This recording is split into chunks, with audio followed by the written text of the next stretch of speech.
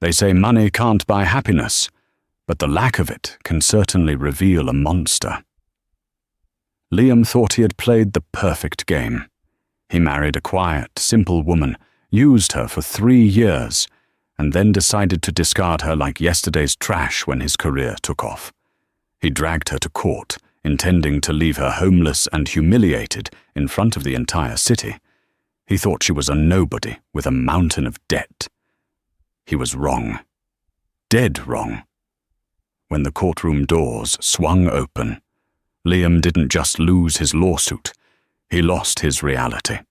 This is the story of how a billionaire heiress in disguise taught her arrogant husband a brutal lesson in humility. The morning of the hearing, the rain battered the windows of the penthouse apartment in downtown Seattle. Inside, the silence was louder than the storm. Sarah sat at the edge of the bed, her hands folded in her lap.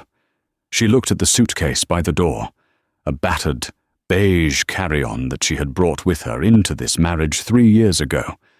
It was the only thing she was taking out of it. "Are you still moping?"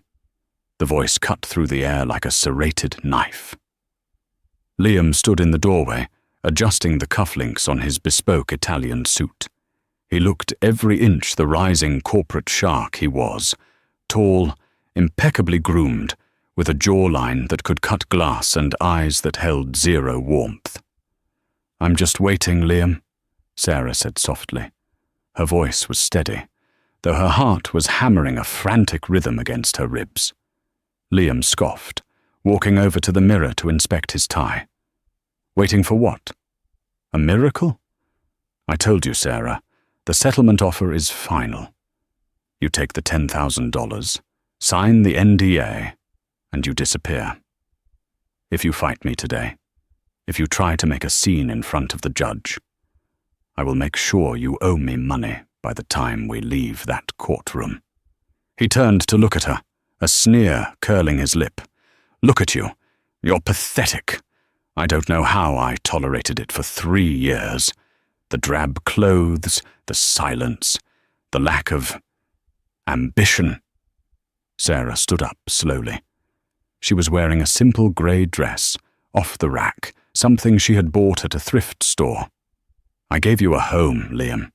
I supported you when you were an intern making copies. I paid the bills when you were studying for your MBA. And now I'm a VP at Sterling & Co., Liam interrupted, checking his Rolex. "I've outgrown you, Sarah. It's natural selection. You're a Honda Civic. I'm a Ferrari. You don't park a Civic in a Ferrari garage." He grabbed his briefcase. "My lawyer, Marcus Thorne, will meet us there. Don't be late. And for God's sake, try to brush your hair. You look like a maid." With that, he walked out. The heavy oak door slammed shut, vibrating the walls. Sarah stood there for a long moment. She walked over to the window and looked down at the grey city streets. A black sedan was waiting for Liam. She watched him get in. She reached into her pocket and pulled out a phone. It wasn't the cracked iPhone 8 Liam allowed her to have. It was a sleek, encrypted device made of titanium. She dialed a number. "Yes, Miss Vance," a deep voice answered on the first ring. "It's today, Arthur," Sarah said, her voice changing. The timidity evaporated, replaced by a cold, steely authority. "Is my father in the city?" "Mr. Vance's jet landed at King County International 20 minutes ago. He is displeased with the situation." "Good," Sarah said. "Tell him to wait for my signal. I want Liam to say everything he has to say on the record before we end this." "Understood, Miss Vance. The security team is already at the courthouse." Sarah hung up. She looked at her reflection in the mirror. Liam saw a mouse. He had no idea he had been sleeping next to a lioness. She picked up her battered suitcase, not because she needed it, but because it was part of the costume. It was time to go to court. The Superior Court of Washington was a daunting building, a monolith of stone and glass designed to intimidate. The lobby was crowded with lawyers, clerks, and miserable couples waiting for their lives to be dissected. Sarah walked in alone. She kept her head down, clutching her purse. Near the elevators, she saw them. Liam was standing there, laughing. But he wasn't alone. Clinging to his arm, wearing a dress that cost more than Sarah's entire wardrobe, was Jessica. Jessica was Liam's assistant. She was 22, blonde, and vicious. She was the reason for the late nights at the office. She was the reason Liam had started hiding his phone. Sarah stopped. She knew Jessica would be there. Liam had no shame, but seeing them together in public, before the divorce was even finalized, was a fresh sting. "Oh, look, Liam!" Jessica's high-pitched voice echoed through the lobby. "Here comes the charity case." Liam turned, his smile fading into a look of annoyance. "Sarah, you actually showed up." "I was summoned, Liam," Sarah said quietly. Jessica stepped forward, looking Sarah up and down with exaggerated pity. "Honey, do you really think you have a chance? Liam has Marcus Thorne representing him. Do you even have a lawyer? Or did you just bring a library card?" "I'm representing myself," Sarah said. Liam threw his head back and laughed. It was a cruel, barking sound that drew stares from nearby strangers. "You? Representing yourself? Sarah, you couldn't negotiate a discount at a grocery store. You're going to get slaughtered." "It's a simple hearing, Liam," Sarah replied, keeping her face neutral. "It's a slaughter," Liam corrected. "Marcus is going to tear you apart. He's going to expose every flaw, every inadequacy. He's going to prove that you were a leech on my success." He stepped closer, lowering his voice to a menacing whisper. "I'm doing you a favor, Sarah. Take the settlement. Go back to whatever trailer park you crawled out of. Don't make me embarrass you." "I think we define embarrassment differently," Sarah said. Just then, the elevator doors pinged open. A man stepped out who sucked the air out of the room. He was short, bald, and wore a suit that screamed power. It was Marcus Thorne, the most feared divorce attorney in the state. He didn't lose. He destroyed. "Liam!" Thorne barked, not even looking at Sarah. "Judge Harrison is presiding. He's in a bad mood. Let's make this quick. Is this the wife?" Thorne turned his cold eyes on Sarah. He looked at her like she was a stain on the carpet. "Mrs. Sterling, I advise you to surrender all claims to the marital assets immediately. If you waste my time inside that courtroom, I will petition for you to cover my legal fees, and I charge $1,200 an hour." Sarah met his gaze. For a split second, Thorne frowned. There was something in her eyes, a lack of fear, that he wasn't used to seeing in discarded wives, but he dismissed it as stupidity. "I'm ready when you are, Mr. Thorne," Sarah said. "Cute," Jessica giggled, checking her nails. "She thinks she's people." "Let's go," Liam said, checking his watch again. "I have a reservation at Le Bernardin at 1. I want this over by noon." They walked toward the courtroom doors. Department 12. Sarah trailed behind them. She watched Jessica whisper something in Liam's ear, making him smirk. She watched Thorne check his files, confident in an easy victory. They had no idea that the building was already surrounded. They had no idea that the judge in a bad mood was the least of their problems. As Sarah reached for the door handle, her phone buzzed one last time, a text message from a blocked number. "The Eagle has landed. We are in the building." Sarah took a deep breath, smoothed her cheap grey dress, and pushed the doors open. The courtroom smelled of floor wax and old wood.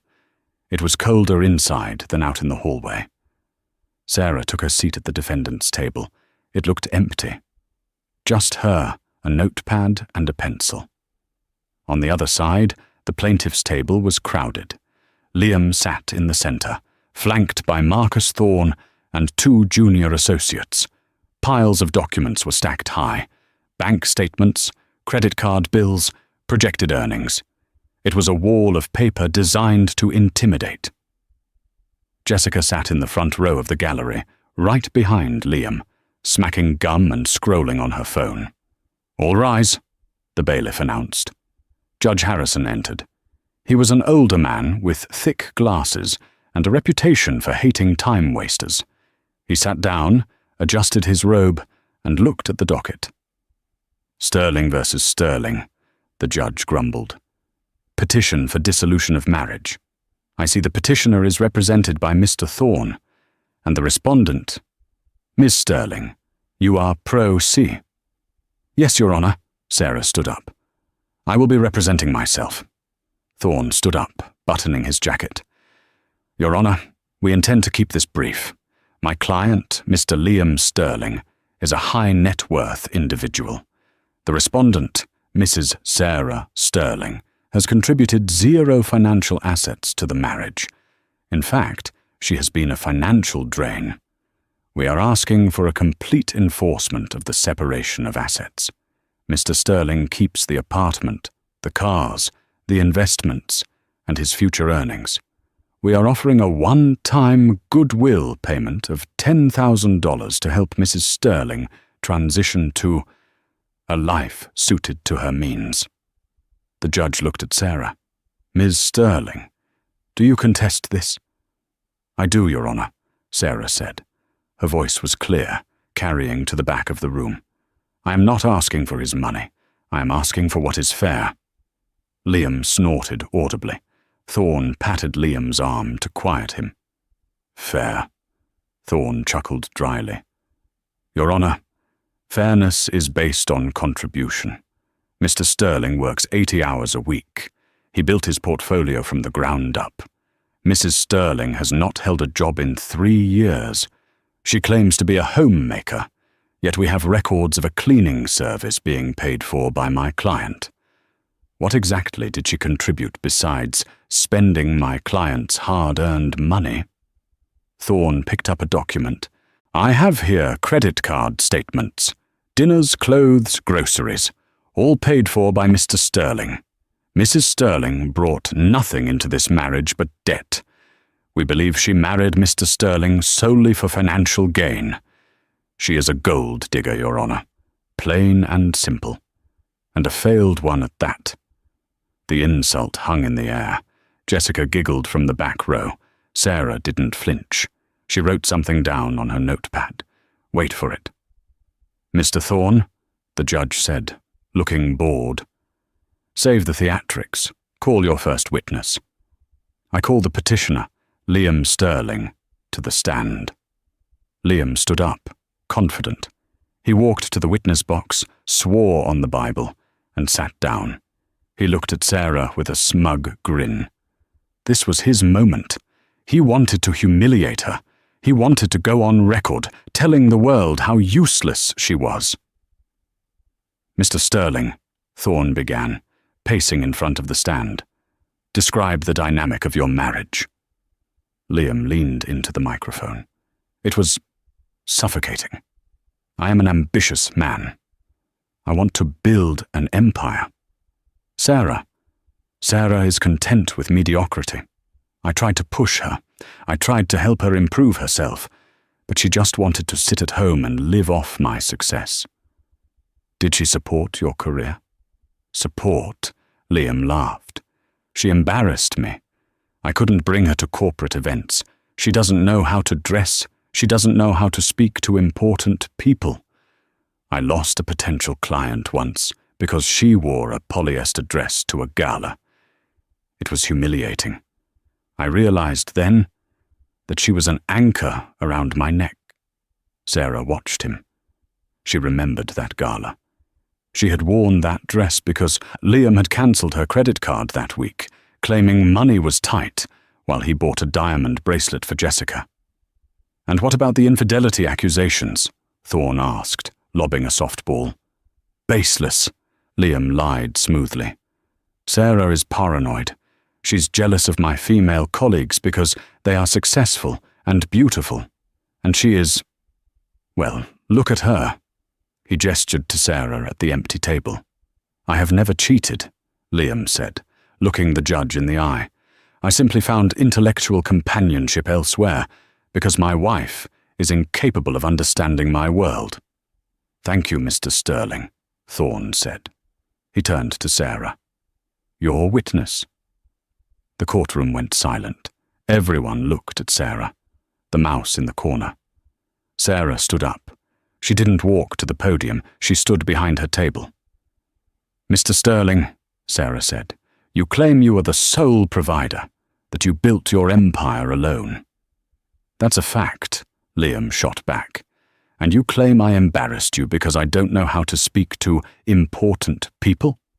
"You don't even know which fork to use, Sarah," Liam sneered. "Is it true, Liam, that in 2023 your company, Sterling & Co., was facing bankruptcy?" Thorne jumped up. "Objection? Relevance?" "It goes to financial contribution, Your Honor," Sarah said calmly. "Overruled," the judge said. "Answer the question." Liam looked annoyed. "We had a cash flow issue. Every business does." "And who fixed that cash flow issue, Liam?" Sarah asked. "Who secured the bridge loan from the Cayman Islands Trust that saved your job?" Liam froze. He blinked. I did. I secured that loan." "Did you?" Sarah tilted her head. "Or did the loan appear in your account the day after I made a phone call?" Liam laughed nervously. "You? Make a phone call? To who? The grocery store? You don't know anyone in the Caymans." "I have one more question," Sarah said. She looked at her watch. It was 11:20 a.m. exactly. "You said I don't know how to speak to important people. Do you consider Alexander Vance an important person?" The room went deadly silent. Even the judge looked up. Alexander Vance was one of the richest men in the world. He owned Vance Global, shipping, tech, oil. He was American royalty. "Alexander Vance?" Liam frowned. "Of course he's important. He's a legend. What does he have to do with you? Answer the question, Liam. If Alexander Vance walked through that door right now, would you tell him his daughter is a gold digger?" "What kind of hypothetical nonsense is this?" Liam spat. "If Alexander Vance walked in here, I'd shake his hand, but he's not walking in here, and he certainly doesn't care about a nobody like you." Sarah smiled. It was the first time she had smiled all day.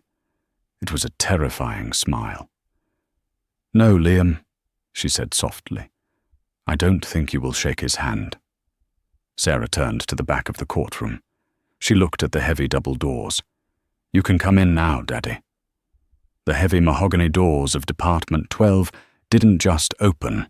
They were pushed aside by two men in dark suits who moved with the synchronized precision of Secret Service agents. They stepped in, scanning the room, their earpieces coiling down their necks. Then he walked in. Alexander Vance. In the business world, Vance was a myth. He was the man who bought entire countries' debt. He was the man whose whisper could crash the stock market.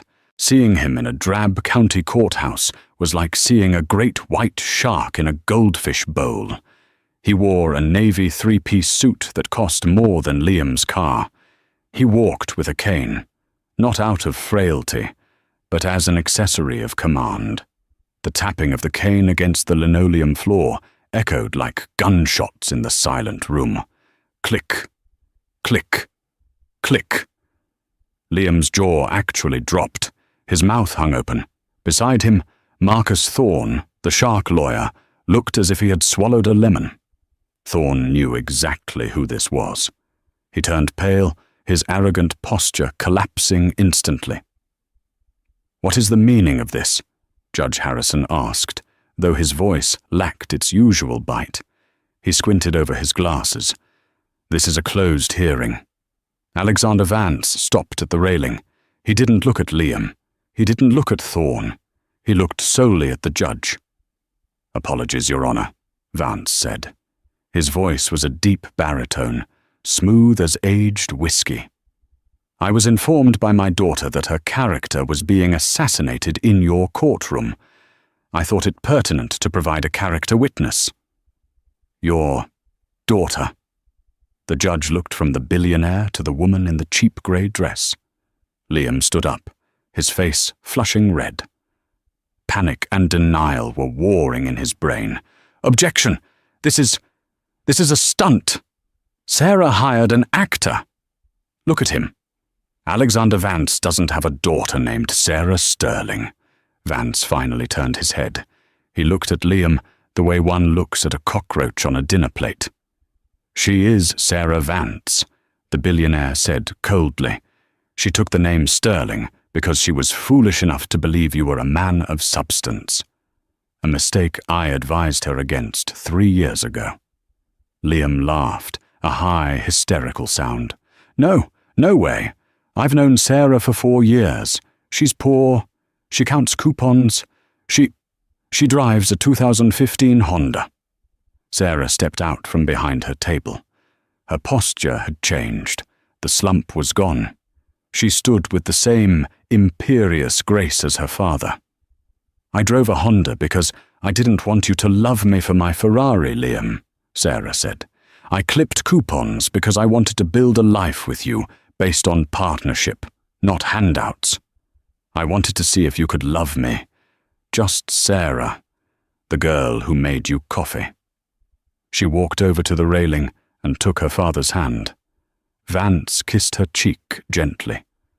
And how did he do, sweetheart? Vance asked. He failed, Daddy, Sarah said, her eyes locking onto Liam's. Spectacularly. Marcus Thorne was frantically typing on his phone, likely Googling Sarah Vance. His face went from pale to grey. He leaned over to Liam and hissed, "Shut up! Sit down! If that is really Alexander Vance, you are in serious trouble." "It's a trick!" Liam yelled, slamming his hand on the table. "You expect me to believe my wife, who asked me for $20 last week to buy groceries, is a billionaire heiress? It's a lie. Judge, I demand this man be removed." Vance sighed. He snapped his fingers. One of his bodyguards stepped forward and placed a thick file on the judge's bench. Birth certificate, Vance listed, trust fund deeds, and a copy of the transfer wire for $5 million sent to Sterling & Co. in 2023 to prevent insolvency. You'll find the sender listed as the Vance Family Trust, authorized by Sarah Vance. The judge opened the file. He adjusted his glasses. He looked at the documents, then at Liam. "Mr. Sterling," the judge said, his voice dropping an octave. "Sit down. Now." Liam collapsed into his chair. He looked at Jessica in the gallery. Jessica wasn't looking at him. She was staring at Alexander Vance with wide, hungry eyes, realizing she had bet on the wrong horse. The dynamic in the room had shifted violently. Marcus Thorne, previously the predator, was now sweating profusely. He stood up, buttoning and unbuttoning his jacket nervously. "Your Honor," Thorne stammered. If the respondent is indeed Ms. Vance, this changes the financial discovery. However, my client's main argument stands. He is the primary earner. He built his career. Regardless of her family's wealth, the marital assets created by Mr. Sterling belong to him. Sarah laughed. It was a genuine, amused sound. "Mr. Thorne," Sarah said, taking a step toward the plaintiff's table. "Let's talk about Liam's career. Liam, do you remember how you got your promotion to vice president last year?" Liam glared at her. "I earned it. I landed the Kensington account. It was the biggest deal of the year." "The Kensington account," Sarah repeated. "Lord Kensington, an old British shipping magnate, notoriously difficult, hates young, American hotshots." "I charmed him," Liam insisted. "I sold him on our logistics platform." "You didn't sell him anything," Sarah said. "I invited his wife to tea 2 days before your meeting. We discussed her charity for stray greyhounds. I wrote a check for $50,000 to her foundation on your behalf. That evening, she told her husband to sign with the nice young man whose wife loves dogs." Liam's mouth opened, but no sound came out. And the year before that? Sarah continued, circling the table like a shark. When you were about to be fired for messing up the supply chain data? Suddenly, the CEO decided to give you a second chance. Why? Because he saw my potential. Because my father called him, Sarah said. She looked at Vance. Vance nodded. I told him that if he fired my son-in-law, I would pull my shipping contracts from his firm. He kept you on because he was terrified of me, Liam. Not because you are talented. You are, at best, a mediocre middle manager with delusions of grandeur. Lies! Liam screamed. He stood up, knocking his chair over. I am a self-made man. I built this. You built nothing, Sarah shouted back, her voice finally rising, cracking with the pain she had held in for months. You stand on a pedestal I built for you, and you look down on me. I cooked your meals. I ironed your shirts. I listened to your speeches. And behind the scenes, I was buying your success to keep your fragile ego intact. And how did you repay me? By sleeping with your secretary and calling me a Honda Civic? She reached into her purse, not the cheap one, but a small clutch she had pulled from the larger bag. She tossed a stack of photos onto Liam's table. Exhibit B, Sarah said coldly. You and Jessica in Cabo. You and Jessica at the Ritz. You and Jessica buying jewelry with the company credit card. Thorne picked up the photos. He closed his eyes. You used the company card for the mistress? He whispered to Liam. Are you an idiot? It's a business expense, Liam sputtered. No, Liam, Sarah said. It's embezzlement. And since I am the majority shareholder of the shell company that owns your firm's debt, I think I'll be pressing charges. The blood drained from Liam's face so fast he looked like a ghost. What? Sterling & Co. is owned by a holding group, Sarah explained, her voice dropping to a terrifying whisper. Orion Holdings. Who do you think owns Orion, Liam? No, Liam whispered. I bought your company's debt 6 months ago when I found out about Jessica, Sarah said. I wanted to see how far you would go. I own your job. I own your office. I own the chair you sit in. She turned to the judge. Your Honor, I am countersuing, not for alimony. I don't need his money. I am suing for fraud, misuse of company funds, and emotional distress. And I want full enforcement of the prenuptial agreement. We never signed a prenup, Liam yelled.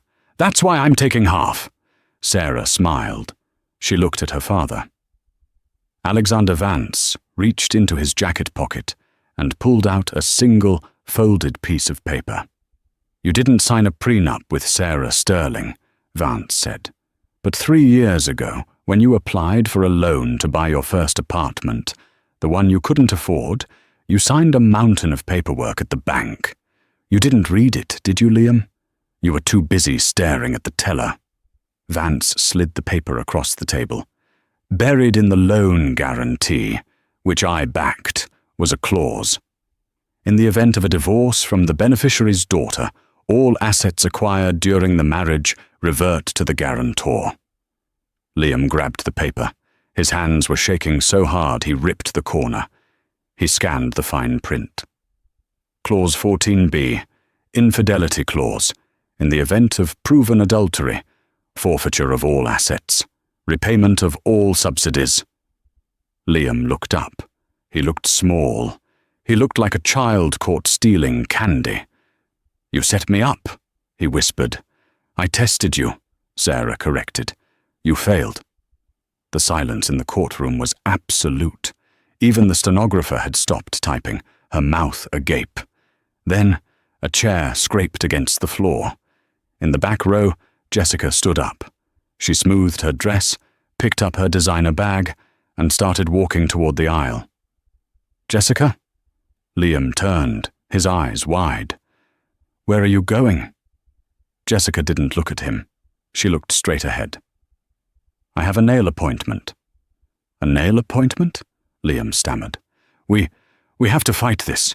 You said you'd support me." Jessica stopped. She turned slowly. Her face, usually masked in heavy makeup and a fake smile, was now cold and hard. "Liam," she said, her voice dripping with disdain. "I dated a VP. I dated a guy with a future. I didn't date an unemployed embezzler who's about to get sued by the Vance family." She looked at Sarah. For a moment, there was a flash of fear in Jessica's eyes. "Mrs. Sterling. Excuse me, Miss Vance. I didn't know. He told me you were—" "I know what he told you," Sarah said calmly. "You can go, Jessica, but leave the bracelet." Jessica froze. "What?" "The diamond tennis bracelet," Sarah said. "He bought it with the company card, my company's card. That's stolen property. Hand it over, or the marshals can arrest you for possession of stolen goods right now." Jessica looked at the two large bodyguards standing by the door. She looked at the judge, who was nodding in agreement. With a tremble of fury, Jessica unclasped the bracelet and threw it on the floor. "He's bad in bed anyway," Jessica spat. Then she turned and stormed out of the courtroom, the click of her heels fading into the hallway. Liam stood alone. His lawyer, Marcus Thorne, was slowly packing his briefcase. "Marcus?" Liam asked. "What do we do? What's the rebuttal?" Thorne snapped his briefcase shut. "There is no rebuttal, Liam. You're done. And frankly, I'm withdrawing as your counsel." "You can't withdraw. I paid you a retainer." "My retainer doesn't cover fighting Alexander Vance," Thorne said. "And it certainly doesn't cover defending a client who lied to me about his finances, his wife, and his criminal liability regarding company credit cards. I'm out. Good luck representing yourself."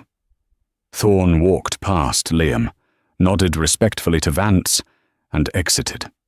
Liam was now truly alone. He looked at the judge. He looked at Sarah. "Sarah," he said, his voice cracking. He tried to summon the charm that had worked on her 3 years ago. He stepped around the table, holding his hands out. "Sarah, baby, look at this. It's gotten out of hand. We're losing our heads." "Stay back," the bailiff warned, hand on his holster. "Sarah, please," Liam pleaded. Tears, real or fake, it was hard to tell, welling in his eyes. "I love you. You know I do." Jessica meant nothing. It was just stress.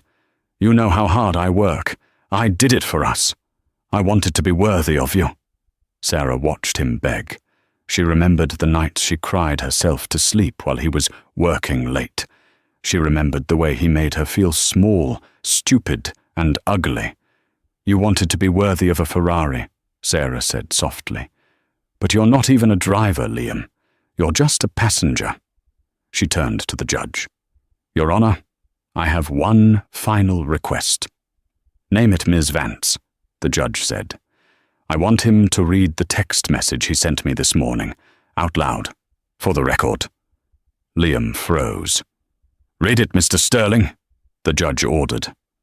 Liam pulled out his phone with trembling fingers. He scrolled up. He swallowed hard. "Read it," Sarah commanded. "It says—" Liam's voice shook. "You are a pathetic waste of space. Do everyone a favor and disappear after court. Nobody wants you."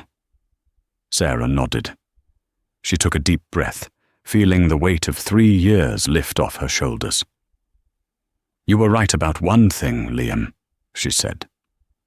"The Sarah Sterling you knew, she did disappear. She's gone." She turned to her father. "I'm ready to go, Daddy." "Wait!" Liam shouted as they turned to leave. "What about me? What happens to me?" Alexander Vance stopped. He turned one last time. He didn't smile. He didn't frown. He looked at Liam with the indifference of a mountain looking at a pebble. "I believe," Vance said, "that is a question for the district attorney. My lawyers handed over the embezzlement evidence to the police 10 minutes ago. They are waiting for you in the lobby." The walk from Department 12 to the lobby of the Superior Court was the longest walk of Liam Sterling's life. He was no longer strutting. He was stumbling, his legs feeling like they were made of lead. He pushed through the main doors, hoping to slip away into a cab, maybe get to the airport before his accounts were frozen. He still had a few thousand in a private stash, he reasoned. He could go to Mexico. He could start over. He was Liam Sterling. He was a survivor. But as the glass doors slid open, a wall of white light blinded him. Flashbulbs, hundreds of them. "Mr. Sterling, is it true you embezzled $2 million? Liam, look this way. How does it feel to divorce Alexander Vance's daughter? Did you really make your wife use a coupon while you bought your mistress a Cartier bracelet?" The news had leaked. In the age of social media, the story of the undercover heiress had gone viral before the gavel had even hit the sound block. The lobby was swarming with reporters, paparazzi, and curious onlookers holding up smartphones. Liam shielded his eyes. "No comment. Get out of my way," he shouted, trying to push through the throng. "Mr. Liam Sterling?" A stern voice cut through the chaos. Two uniformed officers and a detective in a cheap suit stepped in front of him, blocking his path to the street. "I'm busy," Liam snapped, trying to channel his old authority. "I have a meeting." "You have a meeting with the booking officer," the detective said, pulling a pair of steel handcuffs from his belt. "Liam Sterling, you are under arrest for grand larceny, wire fraud, and corporate embezzlement. Turn around and place your hands behind your back." The crowd gasped. The cameras clicked furiously, capturing every frame of Liam's destruction. "You can't do this!" Liam struggled as the metal cuffs bit into his wrists. "Do you know who I am? I'm a vice president." "You're a suspect," the detective corrected, spinning him around. "And you have the right to remain silent. I suggest you use it." As they marched him toward the waiting squad car, Liam looked back. Through the glass doors of the courthouse, he saw Sarah. She was standing on the mezzanine level, flanked by her father and his security team. She wasn't smiling. She wasn't jeering. She was simply watching him with a look of profound pity. She looked like a queen watching a jester being dragged to the dungeon. The officer shoved Liam's head down to protect it, as he was stuffed into the back of the cruiser. The door slammed shut, sealing him inside a cage of hard plastic and stale air. The fallout was nuclear. Over the next 48 hours, Liam's life was dismantled with surgical precision. The empire he claimed to have built turned out to be a house of cards. Sterling & Co., under the guidance of the new majority owner, Sarah Vance, released a statement condemning Liam's actions and announcing a full forensic audit. The audit revealed that Liam hadn't just embezzled for jewelry. He had been cooking the books to hide losses on the Kensington deal. He was incompetent, as well as corrupt. Then came the social betrayal. Jessica, realizing her reputation was on the line, went on a popular talk show the very next day. "I was a victim too," Jessica sobbed to the camera, wearing a modest sweater and no makeup. "Liam told me he was single. He told me his wife was crazy and abusive. He manipulated me. I had no idea he was stealing money. I'm just a girl from a small town who fell for a predator." Sarah watched the interview from her father's penthouse, sipping tea. "She's a good actress," Alexander Vance noted, reading the paper. "Do you want to sue her, too?" "No," Sarah said, turning off the TV. "Let her live with the shame. The internet never forgets. She'll be the mistress for the rest of her life. That's punishment enough." Liam's friends, the guys he drank scotch with, the colleagues he bragged to, vanished. His phone, which he was allowed to check once before it was seized as evidence, had 0 messages of support. No lawyers offering to help. No buddies offering bail money. Just notifications from LinkedIn telling him his profile had been flagged for suspicious activity. He was denied bail due to being a flight risk, a tip provided by Marcus Thorne, who was eager to distance himself from the wreckage. Liam was transferred to the King County Jail to await trial. He spent his first night not in a penthouse with Egyptian cotton sheets, but on a thin mattress that smelled of bleach and despair. He stared at the concrete ceiling, listening to the shouts of other inmates. He closed his eyes and saw Sarah's face. Not the heiress in the designer dress, but the girl in the grey cardigan who used to make him soup when he was sick. The girl he had called a Honda Civic. He realized then, in the cold dark, that he had crashed the only vehicle that was ever going to take him anywhere worth going. 12 months later. The Washington State Penitentiary at Walla Walla was a grey, imposing fortress surrounded by wheat fields. It was a long way from the Seattle skyline. The visiting room was loud, filled with the murmur of conversations and the static of guards' radios. Liam sat on one side of the plexiglass barrier. The year had not been kind to him. The expensive haircut was gone, replaced by a buzz cut. His skin was sallow from a lack of sunlight. He had lost weight, his sharp suit replaced by a baggy orange jumpsuit with a number stenciled on the chest. He looked at his hands, calloused from working in the prison laundry. "Visitor," the guard grunted. Liam looked up, expecting his public defender again. He wasn't expecting her. Sarah sat down on the metal stool on the other side of the glass. She looked radiant. She was wearing a cream-colored trench coat and a silk scarf. Her hair was cut in a stylish bob. She looked younger, lighter, as if a heavy gravity had been turned off. Liam stared at her, unable to speak for a moment. He picked up the black phone receiver. Sarah picked up hers. "Hello, Liam," she said. Her voice was calm, devoid of the anger he had seen in the courtroom. "Sarah," Liam croaked. His voice was raspy. I didn't think you'd come." "I needed to sign the final papers for the sale of the apartment," Sarah said, sliding a document toward the glass, though he couldn't touch it. "And I wanted to see you. One last time." Liam looked at her with hungry eyes. "You look expensive." "I look happy," Sarah corrected. "There's a difference." Liam let out a shaky breath. "It's hell in here, Sarah. You have no idea. The food, the noise. I'm an educated man. I don't belong here. You committed fraud, Liam. You stole $3 million. This is exactly where you belong," Sarah said, stating it as a fact, not an insult. "I'm sorry," Liam whispered, leaning his forehead against the glass. "I know it doesn't mean anything now, but I am. I was stupid. I was arrogant. I had everything with you, and I threw it away for what? For people who didn't even show up to my trial." "I know," Sarah said. Is there any chance?" Liam looked up, a spark of his old manipulation trying to ignite. "Sarah, you have power. Your father has judges in his pocket. You could get me a reduced sentence. Maybe a transfer to a minimum security camp? Please, for the sake of what we had." Sarah looked at him, and for a second she felt a pang of sadness. Not for him, but for the memory of the man she thought he was.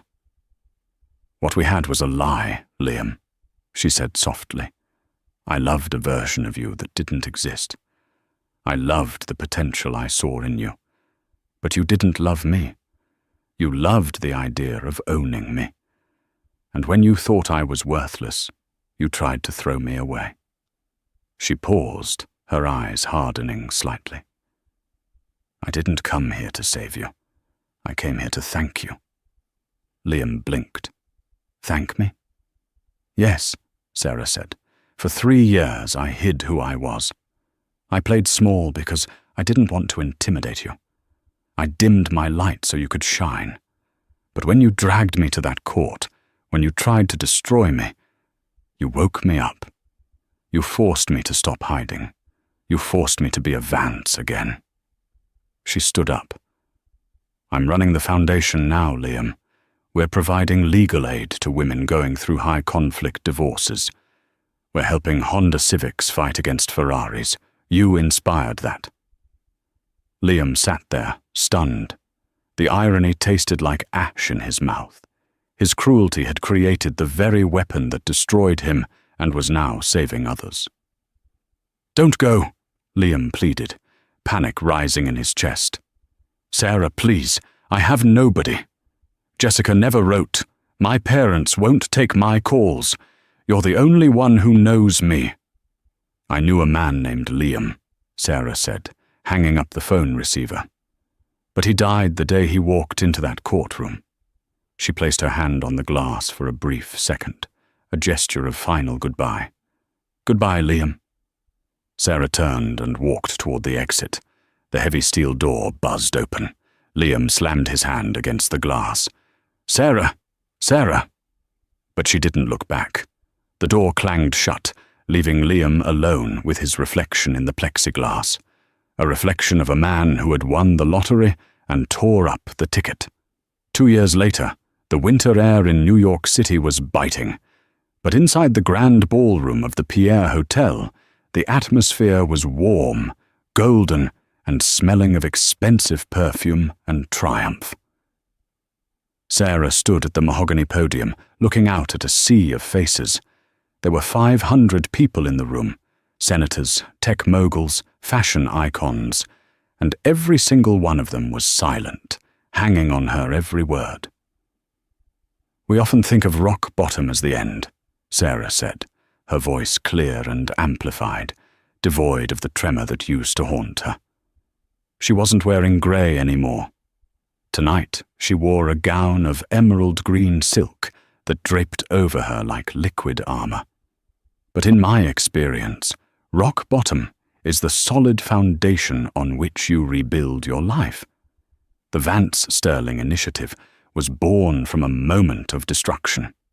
Tonight, thanks to your generosity, we have raised $12 million to provide top-tier legal defense for women who are being financially silenced. The applause that followed was not polite. It was thunderous. It washed over her, a physical wave of validation. As she stepped down from the stage, the crowd parted for her. 2 years ago, she had been invisible, a Honda Civic parked in the back of the lot. Now, she was the engine driving the room. You have a hell of a stage presence, kid, a deep voice rumbled. Sarah turned to see her father, Alexander Vance, leaning on his cane near a pillar. He looked older, his hair fully white now, but his eyes were sharp. He handed her a glass of sparkling water. He knew she didn't drink champagne when she was working. I learned from the best, Sarah replied, taking the glass.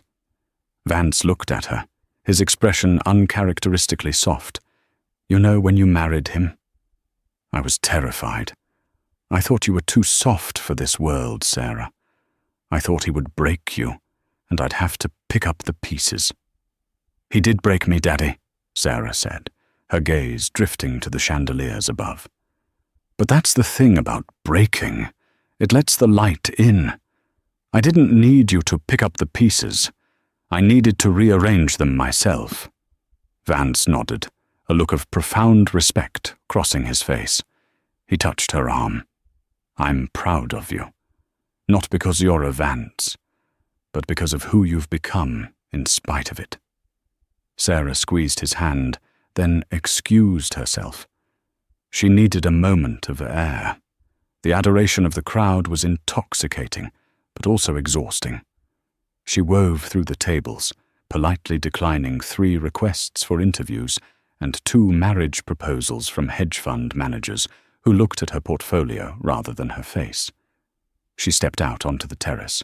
The noise of the gala faded into a muffled hum behind the thick glass doors. The New York skyline sprawled out before her, a grid of electricity and ambition. She gripped the cold stone railing. She thought about Liam. It was strange. For the first year, thinking of him brought rage. Now, it brought nothing. He was a ghost a faded memory of a bad dream. She had heard rumors. He was working in a warehouse in Ohio, or maybe a call center in Nevada. It didn't matter. He was the past. The structural integrity of this balcony is sound, I promise. You don't need to grip it that hard. Sarah turned. Ethan Caldwell was leaning against the doorframe, a half smile playing on his lips. Ethan was different from the men Sarah used to know.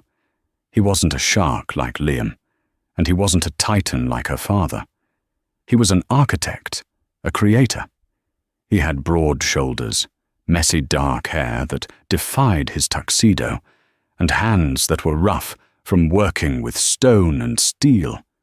He had designed the new shelter for her foundation, and in the 6 months they had worked together, he had never once asked about her trust fund. "I'm not worried about it falling," Sarah said, relaxing her grip. "I was just thinking about how much things change. 3 years ago, I was afraid to order dinner in a restaurant because I was worried I'd say the wrong thing." Ethan walked over and stood beside her. He didn't crowd her. He just shared the silence. "And now?" "Now," Sarah laughed softly. "I just gave a speech to the governor, and I'm pretty sure I intimidated him." "You definitely intimidated him," Ethan chuckled. "I saw him check his tie 3 times while you were talking." He turned to face her, his expression turning serious. The city lights reflected in his dark eyes. "You know, Sarah, I see a lot of buildings. I see facades that look strong but crumble under pressure. And I see structures that look simple but can withstand an earthquake." He reached out, his fingers brushing the back of her hand. It was a tentative, respectful gesture.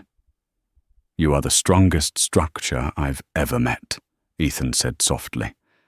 "You built a cathedral out of rubble." Sarah felt a warmth that spread through her chest that had nothing to do with the heaters on the terrace. With Liam, every compliment had a price tag. Every affection was a transaction. With Ethan, it felt like gravity. Simple. Undeniable. "I'm still under construction," Sarah whispered, looking down at his hand covering hers. "Aren't we all?" Ethan smiled. "I'm good with blueprints, if you ever need a partner on the project." Sarah looked up at him. She looked at the ring finger of her left hand. It was bare, no longer marked by the heavy diamond Liam had used to brand her, nor the cheap band she had worn to appease him. It was just her hand, capable, strong, open. She turned her hand over and interlaced her fingers with Ethan's. His grip was firm, warm, and real. "I think," Sarah said, her voice steady and sure, "I'd like that very much." A gust of wind blew across the terrace, ruffling her hair. Years ago, she would have run inside to fix it, terrified of looking imperfect. Now, she just tilted her head back and let the wind hit her face. She wasn't hiding from the elements anymore. She had weathered the hurricane of betrayal, the flood of public scrutiny, and the drought of loneliness.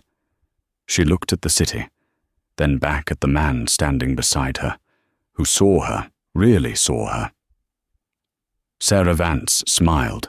It wasn't the shy smile of a victim or the cold smile of a revenger. It was the smile of a woman who had walked through hell and came out holding the torch. "Ready to go back in?" Ethan asked. Sarah nodded, smoothing her emerald dress. "Ready." She turned back toward the golden light of the ballroom.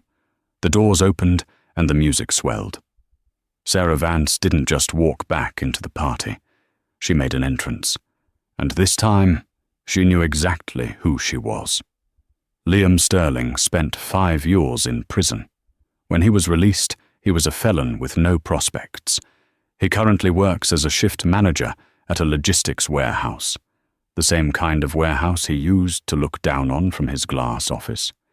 He lives in a small studio apartment and drives a used car. He learned the hard way that when you marry a woman for her silence, you should be terrified of the day she finds her voice. Sarah never spoke to him again, but her success was the loudest message she could have ever sent. Money can hide a lot of things, but it cannot hide character. Liam thought he was the main character of the story, but he forgot the golden rule. Be careful who you step on while you're climbing the ladder, because you'll meet them on the way down. And sometimes the person you are stepping on is the one holding the ladder. Wow. That was intense. It's crazy how arrogance can blind people to what's right in front of them. Liam had a loyal, loving wife and a lottery ticket to a good life, and he threw it all away because he wanted to look cool in front of a 22-year-old assistant. What do you think? Did Liam deserve a harsher punishment, or is living with the regret enough? And what would you have done if you were in Sarah's shoes?